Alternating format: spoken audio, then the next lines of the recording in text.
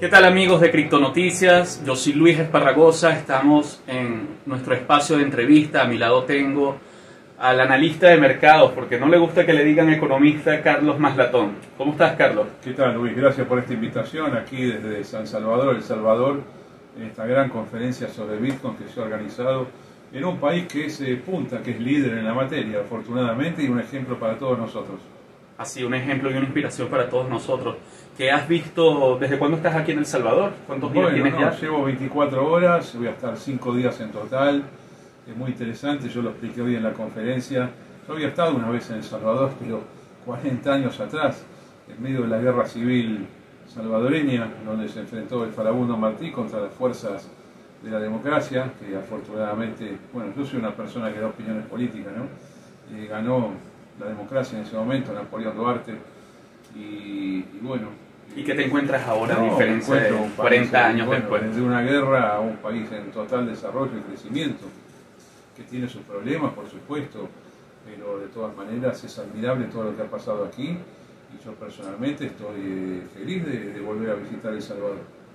Muy bien, Carlos. Bueno, vamos a empezar por el tema que nos reunió aquí en El Salvador, y es que con la aprobación de la ley Bitcoin se declaró a Bitcoin como moneda de curso legal en todo el territorio salvadoreño. ¿Qué opinas de eso, Carlos? Es una jugada importante del presidente Bukele, que yo podía tener dudas sobre la implementación, pero está funcionando muy bien. Me parece que es una promoción importante del Bitcoin, el reconocimiento de algo que ya sucedía de hecho, ahora pasa a ser de derecho. Y yo creo que está muy bien armado, con los wallets especiales, desde los cuales uno fondea su posición de Bitcoin y de ahí va haciendo pagos en forma instantánea. Así que me parece notable esto, me parece formidable, porque permite que se enfrenten los que compran con los que venden, con los que atesoran por una razón de especulación financiera. Es decir, está todo bien armado como para hacer lo que en su momento, hace 10 años, muchos nos preguntamos cuándo va a tener esto un uso masivo. Bueno, aquí en El Salvador tiene uso masivo. Así que yo celebro esta situación. Creo que hay otros países del mundo que pueden hacer lo mismo, especialmente aquellos países que no tienen moneda propia, que están en lo que se llama dolarizados, pero técnicamente se puede hacer en todas partes. Yo no sé si lo haría en todas partes como una ley, como moneda de curso legal, pero de todas maneras el Bitcoin se está expandiendo. Bueno, yo siempre digo que el precio de algo es lo que marca el éxito, así que $60.000 que cotiza en este momento, después de 10 años de subida, donde valía menos de un centavo de dólar, un céntimo de dólar, bueno, está indicando que esto ha sido un boom espectacular, producto del comportamiento de la gente que lo demanda, pero también producto de la esencia económica del Bitcoin. El Bitcoin es una moneda de oferta limitada, así se definió desde un inicio, y sabemos cuántas unidades van a existir desde el inicio, en el año 2009 hasta el final de los tiempos, o sea, 21 millones de unidades. Y eso es lo que le da valor y que lo diferencia de las monedas fiduciarias de los estados, que no tienen límites en su expansión. ¿Has tenido oportunidad de hacer pagos con Bitcoin aquí en El Salvador? Sí, lo he usado, y bueno, es una cosa instantánea, es espectacular. Así que me parece que sí, que es un ejemplo que lo vamos a seguir en otros sitios. ¿Y has tenido oportunidad de conocer o de estudiar la forma con los fideicomisos y el fondo que hizo el gobierno para sostener estas operaciones? Me parece correctísimo lo que está haciendo. Siempre detrás de un sistema de pagos, en alguna medida centralizado, puede haber una tesorería, un manejo de tesorería. Yo creo que lo están haciendo muy bien. Ahora, tú eres una persona muy política también, participas activamente en la política de tu país. ¿Qué opinas de que una moneda se declare desde arriba, desde el Estado, a todo un territorio nacional? Bueno, muchas personas quizás pensaron que estaba impuesto o algo. Sí, pero no necesariamente esto es algo contrario a la libertad. Todo lo contrario, es un gobierno que está diciendo: yo no tengo moneda, yo estoy adoptando la moneda de otros países. De hecho, El Salvador hace 20 años adopta una moneda extranjera. Y si adopta una moneda extranjera, ¿por qué no puede decir yo adopto el Bitcoin? Para mis cuentas públicas, yo adopto el Bitcoin para promover transacciones. No, yo creo que como se hizo está bien hecho. Espero todavía poder hablar unas palabras con el presidente Bukele. Seguro que sí. Me parece una persona muy interesante, más que nada también por su origen político, de dónde viene. Bueno, El Salvador es un éxito, El Salvador, es un éxito político El Salvador. Si, reitero, si recordamos la tremenda guerra civil que vivió en el año del 79 hasta mitad de los 80, ¿no? Bueno, los países a veces se pacifican, los países a veces pasan de una situación muy negativa a una muy positiva, y a veces de una muy positiva a una muy negativa, ¿no? Tenemos ejemplos para todo en América Latina. Y lo bueno que estamos en un país que pasó de lo peor a lo mejor y que va camino a ser un país espectacular. Y El Salvador viene ahorita con cambios políticos que quizás facilitaron esta adopción de Bitcoin en el país. Con el estado actual de los gobiernos en Latinoamérica, ¿tú crees que este modelo pudiera ser replicable en otros países de Latinoamérica? Puede ser replicable, ya te digo, en Panamá. Puede ser replicable en Nicaragua, no creo que lo quieran hacer hoy en día, por las características particulares de Daniel Ortega, ¿no? Que está en el último de sus delirios, haciendo elecciones totalmente fraudulentas y rebajándose a una república como el que había antes en el Caribe, se llama República Bananeras. Pero yo creo que hay que dejar pasar. Mira, a mí lo que me gusta de este proyecto Bitcoin mundial es la reacción del público, la gente, básicamente la juventud del mundo, cómo lo adoptó. En Asia, África, América Latina. Yo hace unos meses estaba en la televisión argentina y me decían los periodistas, bueno, pero Manlatón, usted dice que el Bitcoin es una cosa popular, pero esto es para la clase alta. Le digo, usted se equivoca, esto es para la clase baja. Además dije la moneda de los pobres. ¿Por qué? Porque es lo que yo vi en mi país. Pero no de ahora, desde el inicio. Y cuando yo me encontraba con las personas que venían a comprar o vender, que se acercaban a mí, porque como yo escribo en las redes, dicen cómo puedo comprar, vender, y yo sé de qué clase social eran. No eran justamente personas de clase alta, eran personas de lo que habitualmente se reputa como clase media baja o clase baja. Claro, y esto es una revolución. Y muchos de ellos han ganado mucho dinero, muchos de ellos han superado la pobreza en base a una ganancia de capital. No es que esto se pueda hacer para todo el mundo, pero ¿sabes a dónde voy? Que hoy en día la educación en el mundo está muy democratizada y no necesariamente la educación es centralizada por los gobiernos.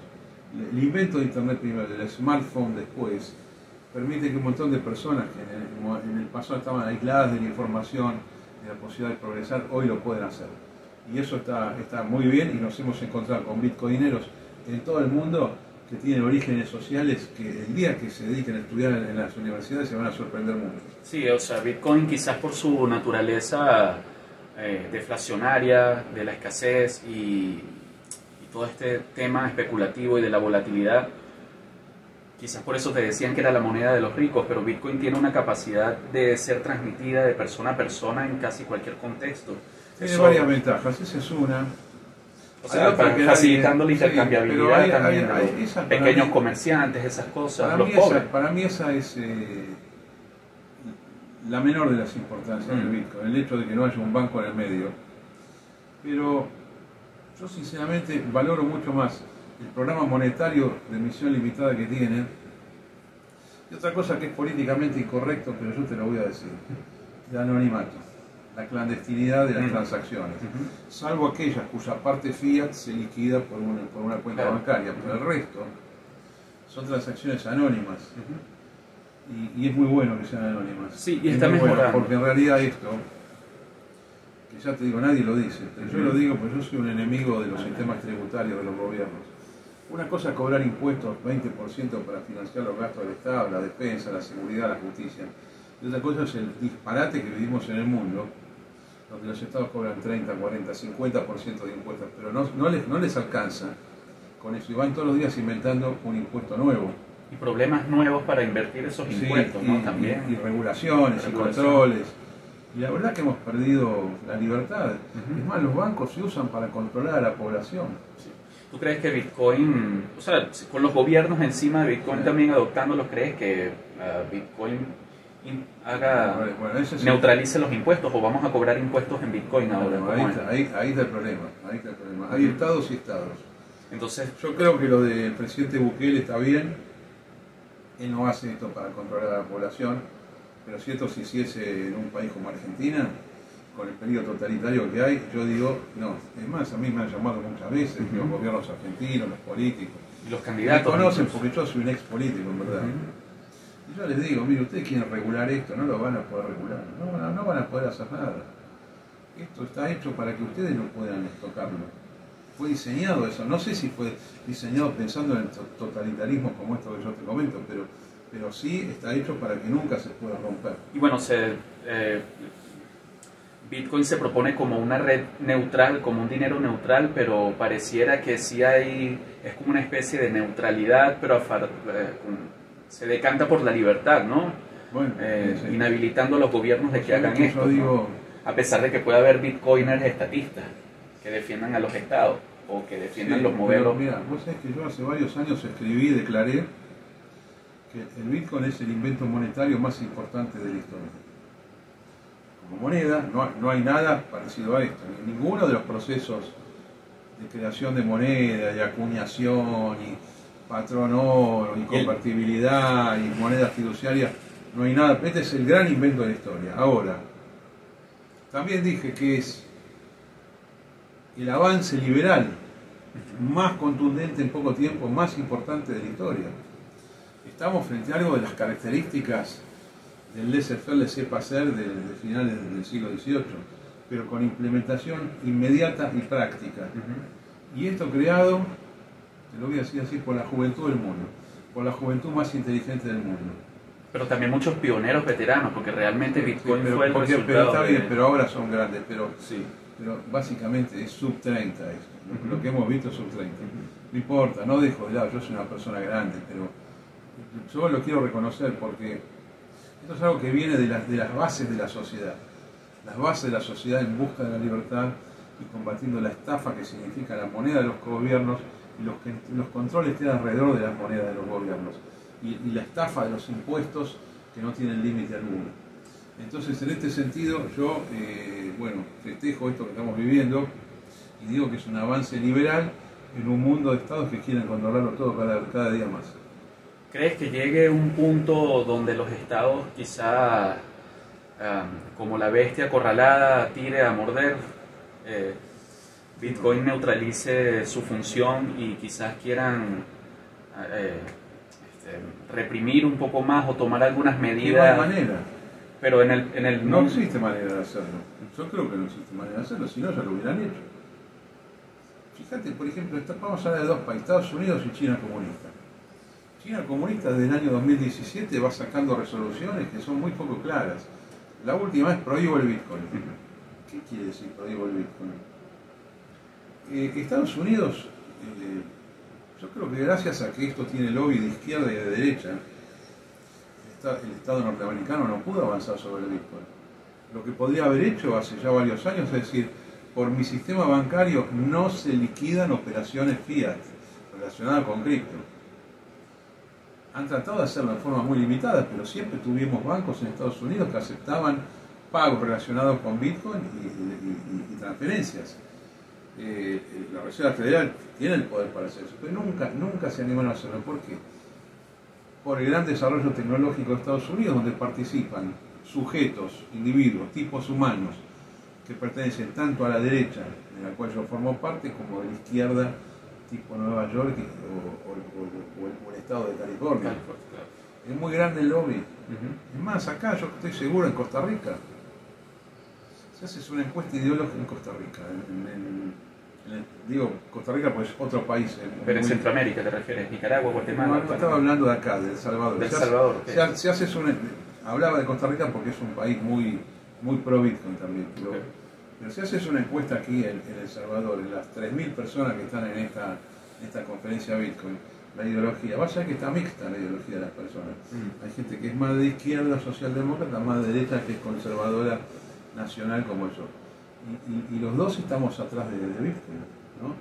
Y este tema, esto que yo llamo el lobby ideológico político, esto es lo que también ha permitido que los estados del mundo libre no puedan ir contra esto.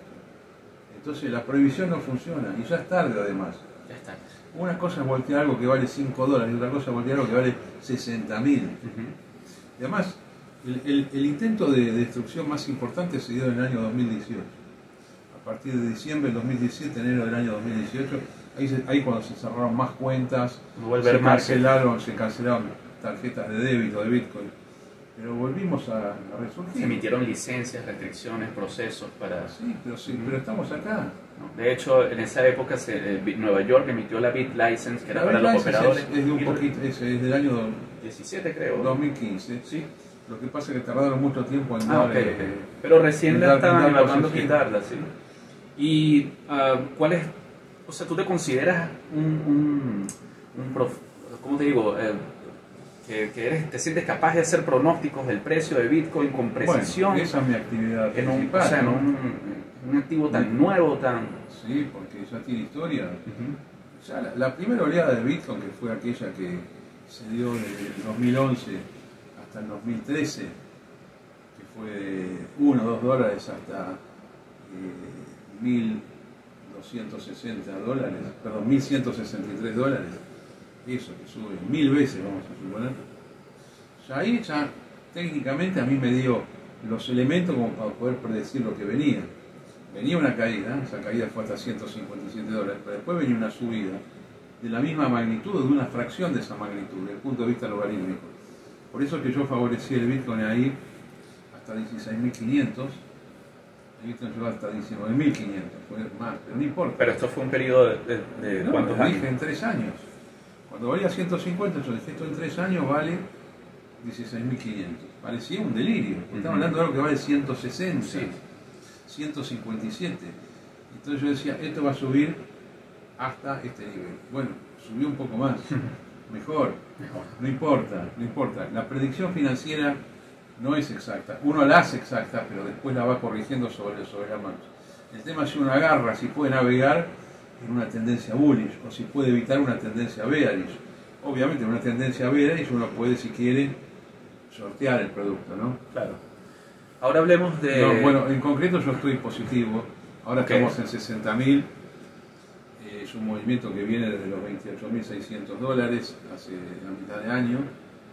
A su vez es un movimiento que viene... Hay pronósticos de 100.000, incluso para diciembre, tan para cortos. Para mí esos son números que la gente tira porque sí, nada serio, la verdad. No va a 100.000 esto va, mi opinión, a 78.900 primero y después a 116.000. Son 100.000, no veo nada. Cierra el 2021 en 78.000. No, yo digo que ahora está consolidando las ganancias desde julio. Desde julio subimos de 28.600 a 69.000, hace 2 días. Ahora estamos en caída, viene una corrección de ese proceso, termina la corrección que puede durar unos días más y ahí vamos a 78.900 es mi número de corto plazo. Un poco más adelante vamos a ver 116.000, pero yo creo que para dentro de 2 años vamos a ver $399.750 un Bitcoin, 399.750, que no es mucho. ¿Alguna caída de mercado que puedas ver por lo pronto? ¿Un bear market? No. Un bear market de la magnitud del 2018, del 2014 no veo. Esa la voy a ver cuando lleguemos casi a 400.000. Ahí el Bitcoin va a caer $150.000 fácil. Estamos en este momento iniciando un ciclo de 4 o 5 años, estamos hablando entonces, para llegar a 2025 y que haya una bajada parecida a la de 2018. Yo estoy viendo en el 2023 que vamos a estar en casi 400.000 y ahí vamos a tener una caída importante y después vamos directamente a 1 millón. Wow. A las cercanías de 1 millón. Claro. Tampoco 1 millón. En la conferencia te escuché comentar que, claro, tú implementabas el análisis técnico, pero al ser político y también participar y forjar tu opinión de los eventos globales, quisiera que nos explicaras qué tanta influencia, por ejemplo, tuvo la pandemia, todos los eventos que puedan ocurrir en el mundo. La pandemia fue en estos activos. Sí. Decías que, por ejemplo, que la fortaleza del activo no estaba en el fundamento, sino en la economía, en el precio. En realidad el precio es el que te crea el fundamento. Sí. Es muy extraño pensar así, porque es una forma antiintuitiva de ver la economía y los fenómenos políticos. Yo creo que los fenómenos de mercado son los que causan los movimientos económicos. en los fenómenos del mercado hay psicología social, hay posicionamiento de compradores y vendedores, y hay un montón de elementos que no son los que habitualmente se consideran los fundamentos de la economía. Pero mira, con respecto a la caída que tuvo lugar en el mundo en general, en todos los activos en febrero o marzo del 2020, mi visión es que fue una bajada, no voy a decir necesaria e inútil, porque de hecho existió. Nunca el análisis del mercado no tiene que negar lo que sucede. Lo que sucede, sucede por algo. Yo siempre dije en esos 2 meses tremendos de bear market mundial, donde el Bitcoin cayó, no sé, de 10.000 a 3.800, pero la bolsa norteamericana cayó 50%, hay productos que se destruyeron en esa caída. Yo siempre dije que esa caída era de similar característica a una que existió en el año 1987, muy famosa caída de Wall Street, donde bueno, se ha hecho una película. La película Wall Street 1 trata y la película esta que le gusta a todo el mundo, El Lobo de Wall Street, también se inicia en ese proceso, en la caída de septiembre-octubre de Nueva York del año 1987. ¿Pero qué fue? Vos tenías una subida importante y después tuviste una bajada de golpe. En esa bajada de golpe, que fue un 30-40% del mercado según el producto, después vos tuviste una salida alcista y un mercado que descansaba y después subió, no bajó más. En esa subida todo el mundo se quedó negativo porque venía con el efecto psicológico de la bajada. Y yo dije que esta bajada de enero, febrero, marzo, básicamente febrero, marzo del 2020, que se dio en todos los productos, era similar a la del año 87. Por lo tanto yo me coloqué en posición muy bullish cuando llegamos a final de marzo del año 2020. Eso es lo que yo interpreto. Es más, yo creo que todo esto de la pandemia es un proceso muy exagerado en el mundo. Sí, coincido. Yo no me voy a colocar del lado de los negadores, ni voy a negar los muertos. Tampoco. Sí voy a decir que hubo mala praxis en un momento, pero sí voy a decir también que los gobiernos enloquecieron con algo que no tenía la justificación para semejante cierre de cosas. Y que los cierres generan mucho peores efectos que la enfermedad. O sea, no fue lo que decían que iba a ser, con lo que yo dije también desde el inicio. Te parecería raro, pero mi predicción médica de que no iba a ser tan grave era una consecuencia de leer el mercado. ¿Cuál mercado? Los mercados de activos del mundo. De energía, de todo eso. Bueno, los commodities, que estaban en piso, no en techo, pero básicamente los activos de la bolsa norteamericana. A mí no me da que pueda haber en este momento una catástrofe mundial y que vayamos a una crisis del estilo 2007-2009 o 2000 al 2002 o un crash tipo 1929. No vamos a eso. Y en cuanto a la inflación, el mundo está a la alza. Y en cuanto a la inflación, recién Biden aprobó el presupuesto nuevo. La inflación va a ser altísima en el mundo. Sí. Altísima. ¿Y va a dejar a los pobres atrás? No. Con los pobres recibiendo papel y las grandes comprando lo más probable inmuebles y los bonos energéticos. ¿No crees que deja rezagados a una gran parte de la población? En cuanto a empoderamiento económico. No necesariamente, porque el crecimiento económico en los próximos años va a ser muy grande. O sea, la humanidad no va en lo inmediato camino a su autodestrucción, ni siquiera a estar herida la humanidad por algo. Es decir, los próximos años son muy positivos en el mundo. Cuando digo positivos estoy hablando tanto de los mercados del primer mundo como los mercados emergentes. Es más, los commodities van a subir mucho.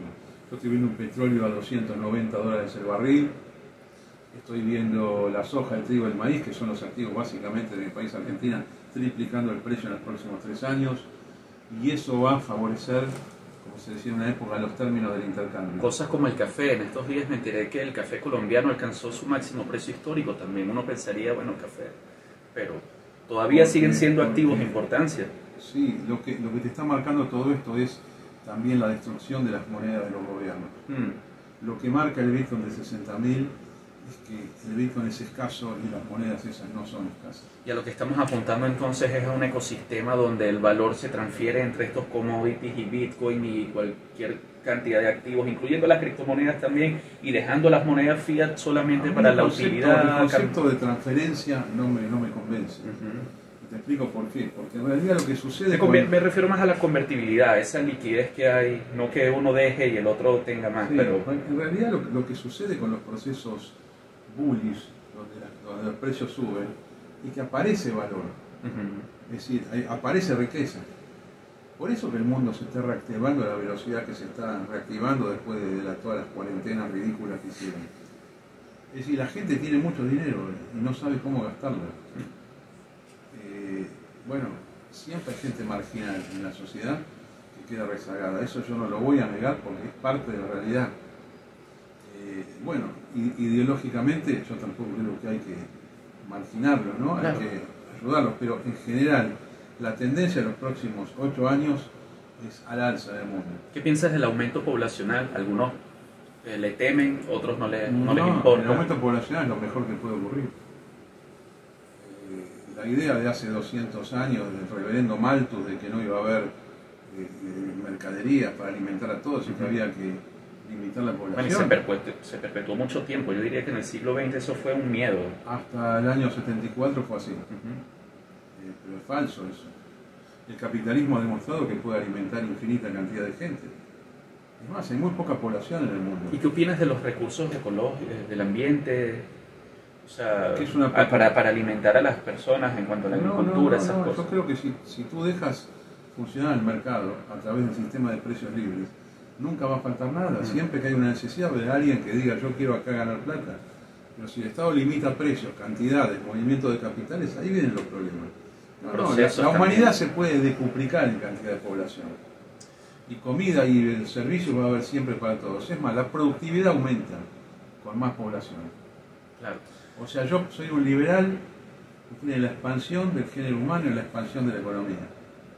Y además, supongamos que un día hay tanta cantidad de gente que no cabe físicamente en la Tierra. ¿Tú crees que no hay ciudades aéreas o ciudades bajo tierra? O Marte. No sé lo que pueda haber. Sí. Yo no soy un inventor, Luis. Yo no sé, pero yo creo que hay gente que es muy creadora en el mundo.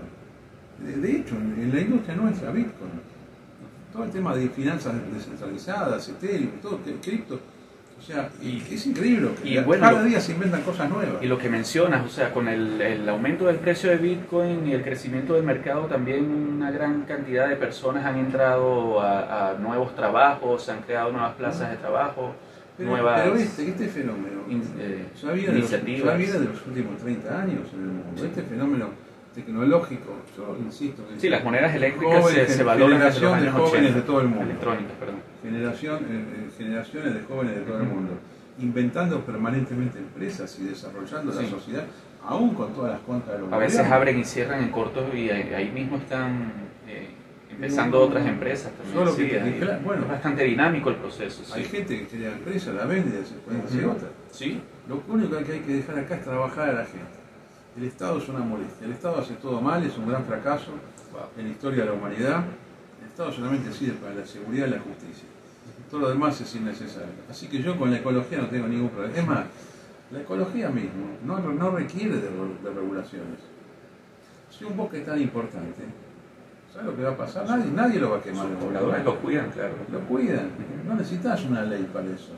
Nadie va a quemar un bosque a propósito. Sí, claro. Y además la contaminación. Es decir, el que daña paga, pero no me tiene que decir a mí que no tengo que tirar ácido sulfúrico a un río. No lo hace la gente. Además, yo confío claramente en el género humano. Sí. La gente buena no es mala. El tema de que está todo dañino, esto no es así.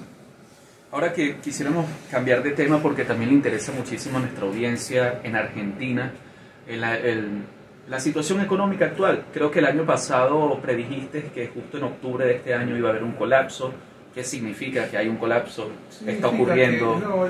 El último colapso argentino en realidad arranca en noviembre de 2017, llega hasta estos momentos. Yo creo que este es el piso final de Argentina, pero además este piso o suelo se inscribe dentro de una caída del país que tiene 5 décadas y media. A mí esas 5 décadas y media me dan como que es definitivo. No es que va a haber más y más caídas. Yo creo que estos son los mínimos. Entonces yo, financieramente hablando, te digo, a estos precios yo aquí compro.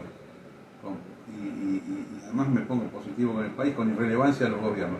Los gobiernos son muy malos, pero yo confío en que la misma sociedad o ciertos individuos de la política van a lograr torcer estas pésimas políticas económicas para algo mucho mejor.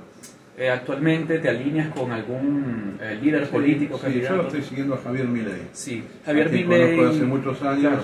Ha hecho proyección espectacular, 17%. Un gran vocero y divulgador del libertarismo. Pero sabes que a algunas personas le preocupan que él propone directamente cerrar el Banco Central de Argentina. Eso sería también algo único en el mundo, así como adoptar un Bitcoin aquí, allá cerrar un banco central. Pero mira, cerrar el Banco Central. Hay muchas cosas. Él muy a su manera también. Hay muchas cosas que hace el Banco Central. El Banco Central tiene la emisión de dinero, el Banco Central maneja la política de cambio, la política monetaria, además se hace la superintendencia bancaria y cambiaria, el control de las entidades. Es muy interesante lo que dice Milei, porque Milei no dice como a veces aparece que va y rompe el Banco Central, no es eso lo que está diciendo. Él dice lo primero que tengo que hacer es la reforma de la banca. Y la reforma de la banca, como te lo voy a explicar ahora, lo que permite que el Banco Central se pueda reconvertir en una cosa distinta a la de ahora. Esa reforma de la banca significa volver a separar, como existía en el pasado, la banca de depósitos donde vos guardás el dinero y haces pagos y te cobran por la custodia, de los bancos que dan crédito. Antes estaba separada las dos cosas. Esto hasta mitad del siglo XIX estaba separado. Se juntó para fortalecer a los bancos de crédito y ahí, como consecuencia de ello, empieza lo que se llama la expansión secundaria de dinero, o sea, emitir más dinero bancario realmente existente. Y trabajar en base de la deuda, claro, de dinero inexistente. Bueno, de dinero inexistente, cosa que no se puede hacer con cripto. Justamente el principio de la criptografía es que no se puede falsificar una unidad, es siempre la misma. De hecho, es interesante cómo ahorita las aplicaciones de las finanzas descentralizadas en muchas criptomonedas, tú tienes que dar tu préstamo a cambio y tu colateral y recibes un préstamo, pero no hay creación ficticia. No hay manera, no hay manera de hacer creación ficticia. Entonces, por último, para que te digo, esto desde Milei por ahí empieza todo. Okay. Con esa reforma imprescindible en Argentina, él le saca al Banco Central el rol principal, que es permitir la expansión secundaria de dinero. Y después la expansión primaria de dinero también en algún momento se corta porque tiene que ver con el financiamiento del gasto público. Pero esto paso a paso, es un programa muy inteligente que tiene, que de hecho lo han seguido varios países del mundo cuando decidieron no tener más moneda propia. Argentina no puede tener moneda, conviene que no tenga moneda. Los gobiernos hacen desastre con el poder que tienen sobre la moneda. Sí, algunos propondrían la dolarización y otros la total dolarización se puede hacer, pero tienes que reconvertir el actual dinero circulante, claro, como y hizo los Ecuador, depósitos bancarios le tiene que dar algo a la gente. Claro. Y en esa reconversión hoy la gente perdía el 98% de lo que tiene. De hecho, lo que pasó en Ecuador hace 20 años. Sí. Ahora, Carlos, ya para terminar, así como hablamos de la economía de Argentina, hablar de la economía de Venezuela. Me contaste fuera de la entrevista que fuiste a Venezuela en los años 80 también, o 90. Sí, yo fui muchas veces a Venezuela y conozco la historia, pero básicamente conozco la historia del chavismo. Fui siguiendo cómo pasó todo, estuve en varias elecciones, no como observador, fui a ver simplemente, vi la elección del fraude de Chávez contra Capriles en octubre del 2012, estuve en el comando de Capriles, vi cómo Capriles entregó lo que era una historia segura, la historia dirá qué es lo que negociaron ahí adentro, pero ganó Capriles esas elecciones. Y después las elecciones de abril del año siguiente también las ganó Capriles. Eso fue un fraude. Claro, contra Maduro, eso fue peor. Contra Maduro, pero después vino toda la etapa de la represión, la insurrección y la gente que mataron, y bueno, todo como arreglan las cosas en Venezuela. Pero en el lado económico, ¿cómo explicas este fenómeno? Vamos a ver. El demente de Maduro produjo hiperinflación, pero el tipo es malo, pero es inteligente. Sí. Lamentablemente. En el año 2018, pocas personas advirtieron en el mes de agosto que conjuntamente con la reforma monetaria, la anterior a esta, creo que fue el Bolívar. Sí, la reconversión, claro. La del Bolívar soberano, la de los 5 ceros. El tipo dijo, mire, manera de manejar los precios en Venezuela hemos fracasado. Ahora, claro, porque controlaban los precios. Sí. Bueno, no se puede controlar, o controla precio o controla cantidad. Entonces, dice, bueno, ahora se va a poder transar a cualquier precio y con dólares. Bueno, eso no fue oficializado, ahorita hay una dolarización de facto, sí, 90%. Pero hay un discurso ahí que yo lo estoy buscando porque yo lo vi. Okay. Ese discurso donde él autoriza a que se hagan cosas en dólares. Esa sola medida de libertad de precios es lo que permite que Venezuela ahora esté mucho mejor que hace 3 años. En mucho mejor, si yo lo digo y no lo explico, la gente va a decir, pues este tipo es chavista. Bueno, Claro, no soy chavista. De hecho, soy antichavista. De hecho, hay un meme que dice Venezuela se arregló cuando ocurren algunas cosas buenas, pero que no representan la totalidad de la realidad del país. Está bien, pero yo, como soy un tipo del mercado, para mí el piso es el peor momento. Si esta es la caída, sí, suspendete la caída acá, y estamos acá, y esto está acá ahora, yo digo que está mejorando. No hace falta que esté, Claro, técnicamente no, está subiendo. sí. Y O sea, de alguna manera lo un que me gobierno... cuenta toda la gente que está en Venezuela es que ahora ahí se consigue de todo, Sí, el restaurante, y salir en un momento estaba todo cerrado. Bueno, aunque hay unas distorsiones, por ejemplo, con el hecho de que redondean los precios hacia arriba porque no hay suficiente dinero en efectivo para... Lo que vale $7, ahora Bueno, está bien, los vale pero 10. estas son cosas meramente friccionales. No ayuda a la hiperinflación eso. No, porque la hiperinflación no es el dólar, la hiperinflación es esa moneda existente que es el bolívar, no sé qué nombre tiene Bueno, pero en ahora. tanto el precio de los productos. Los productos necesariamente van a subir. El precio nominal, no quizás Los de productos producción, medidos en moneda dura van a subir, van a seguir subiendo, hasta que la oferta permita que se baje. Pero mira, la última conclusión política sobre Maduro. Esto para la libertad es muy lamentable, porque es un comunista, un totalitario, que dijo, yo quiero salir de esto, adopto ciertas formas capitalistas y con esto tengo a cierta parte de la población tranquila, de paso mejora un poco la situación y no me voltean desde el exterior ni desde el interior ni nada. Pero esto es lo mismo que hizo China comunista en su momento. O sea, está la salida de Venezuela. Tal vez Maduro lo está haciendo con la tutela de China. Bueno, es la salida que está haciendo. Entonces una dictadura comunista con forma capitalista, dentro de unos años la gente va a ir a Venezuela y decir, mirá cómo mejoró todo. Sí. Uno va a China, los edificios que hay, sí, pero es una Y dictadura. de hecho ahorita están haciendo actividades e incluso tapando las imágenes de Chávez y de Maduro en la calle, haciendo eventos culturales tratando de lavarse la imagen, Bueno. Abrieron los casinos. Luis, este tipo, Maduro, resultó buen político. Cuando uno dice buen político, no es que está bien lo que hace. Ni que Es que sabe mantenerse en el poder, claro. porque estaba caído, ¿eh? Es más, si la Yo oposición... le digo mucho eso a la gente, incluso me han tildado como que, bueno, estás apoyando a Maduro, ¿no? Estoy reconozco. No es así, no es así. Sabe apegarse al poder, Yo a eso es lo que hace un yo a veces político. digo que un buen político puede ser un enemigo mío, un contrario total. Total. Y puede Pero ser... por eso, lo de Guaidó y toda esta oposición, Mal la político. MUD, había un momento que era para para echarlo, pero había que poner gente en el campo de batalla, tenía que morir gente. Y se quedaron esperando que Estados Unidos no va a hacer nada. Ni siquiera Trump, es imposible. No. Porque hay muchos ejemplos, ya muchos fracasos de Estados Unidos interviniendo que le termina echando la culpa a Estados Unidos. No hablo solamente de Vietnam, Camboya y Laos de hace 50 Irak, años. Panamá. Estoy hablando, bueno, Panamá Panamá salió bien. nada salió bien. Sí, pero fue traumático también. Pero Libia salió mal. Siria salió mal. La primavera árabe salió mal. No iba a tener apoyo, salvo que los venezolanos mostraran que se estaban inmolando por la patria. Bueno, pero en Venezuela ocurrió algo muy trágico que fue el desarme también de la población, poniendo las armas nada más en manos de criminales. Bueno, pero esto... Típica método, la receta. Obviamente no hay que hacerlo, hay que esconder las armas. Si los venezolanos de la oposición mostraban, mira, 500 muertos en el enfrentamiento, ya sé lo que no es así, está jugando con los muertos. Lo siento, así funciona la política. Ellos jugaron con los muertos, eso es sabido. Así eso funciona sabido, la política. Sí. Eso estaba contemplado. 500 muertos en el enfrentamiento con chavistas y decir, pedimos ayuda urgente de Estados Unidos. La ayuda hubiera estado, no sé si con tropa directa, pero sí con armamento y con fondos suficientes. En cambio, ¿qué hicieron? Bueno, en Siria no enviaron tropas, enviaron aviones. Sí, hicieron, bueno, si quieres hablamos de Siria, Los gringos, pero ellos no comprenden el mundo árabe, nadie. No hay nadie en Estados Unidos que entienda el mundo árabe, no sabe cuándo interviene y cuándo no. Pero en Venezuela, que es más claro el tema, porque la libertad o dictadura, había forma de lograr esto, pero la oposición decidió crear un presidente, el presidente, ¿cómo se llama? Encargado.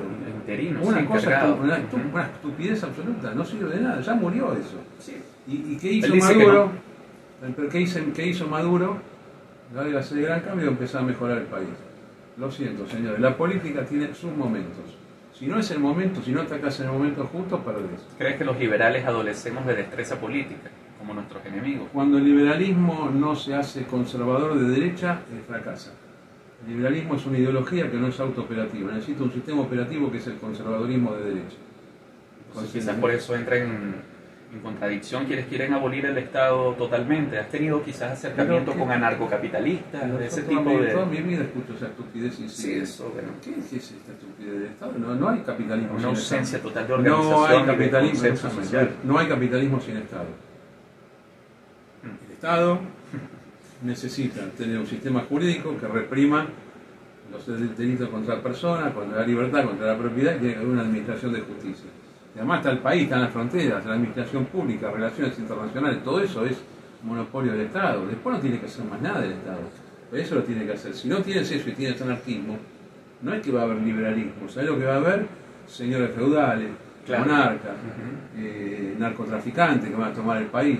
No. Tiene que haber un Estado fuerte que evite que el poder sea tomado por una banda de criminales. El liberalismo es muy ingenuo políticamente, siempre lo fue. Funcionó exclusivamente cuando tenés representándolo un Trump, un Bolsonaro. Bueno, si nos vamos hace 200 años en América Latina, los liberales sabían cómo gobernar. Los liberales del siglo XX se volvieron muy tontos. Además, algunos parece que están jugando en contra nuestra. Los que lo critican a Trump, a Bolsonaro, esa gente ofendida tipo Gloria Álvarez de Guatemala. Claro, eso no es lo que llamaban libertarios progresistas, quizás. Eso para mí son gente de espíritu comunista, que se dice liberal. Pero tiene solución todo, las cosas tienen solución. Milei, por ejemplo, Milei en Argentina no es de ellos. Bueno, Venezuela va a encontrar el camino. Bueno, Laje tuvo un famoso debate con Gloria Álvarez en ese sentido. Bueno, claro. Chocaron muchísimas ideas allí. Bueno, un placer hablar Carlos, contigo, un Luis. placer, gracias Saludos por tu a tiempo. todos los oyentes y quedo a disposición del programa para otro momento. Criptonoticias.com. Bueno, nada, estamos terminando esta entrevista. Carlos Maslatón, Luis Esparragosa aquí, muchísimas gracias. Un placer, amigo. Un placer, gracias por atendernos. Gracias, suerte.